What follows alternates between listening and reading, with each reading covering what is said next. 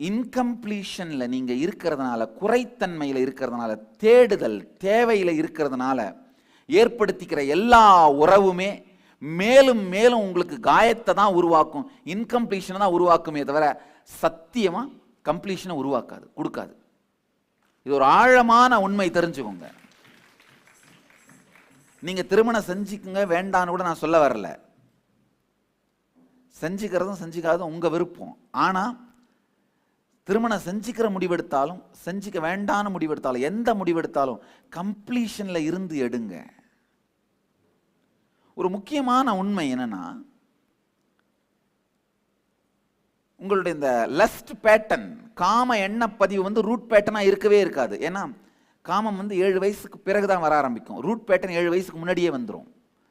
வேற வேற சிக்கலான முரண்பாடுகளான ரூட் பேட்டர்னை சார்ந்து தான் காமம் வரும். ஆழ்ந்து உங்களுடைய காமத்தை அனலைஸ் பண்ணி பார்த்தீங்கன்னா,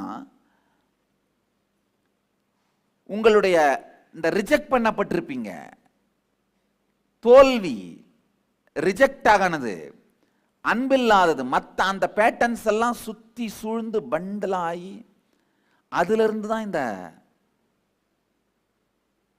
காமம்ங்கிற பேட்டர்ன் உருவாயிரும். லஸ் பேட்டர்னோட கம்ப்ளீட் பண்ணிட்டு அதுக்கு பிறகு நீங்க திருமணம் பண்ணிக்கலாம்னு முடிவெடுத்தா கூட அது என்ரிச்சிங் டெசிஷனா தான் இருக்கும், வளப்படுத்துகிற முடிவா தான் இருக்கும். மகாதேவரை பாருங்க, சிவனை பாருங்க, காமனை எரித்து விட்டு லஸ் பேட்டனை கம்ப்ளீட் பண்ணிட்டு அப்புறம் பார்வதி திருமணம் பண்ணிக்கிறாரு. அதனாலதான் அது என்ரிச்சிங் டெசிஷனா இருக்கு.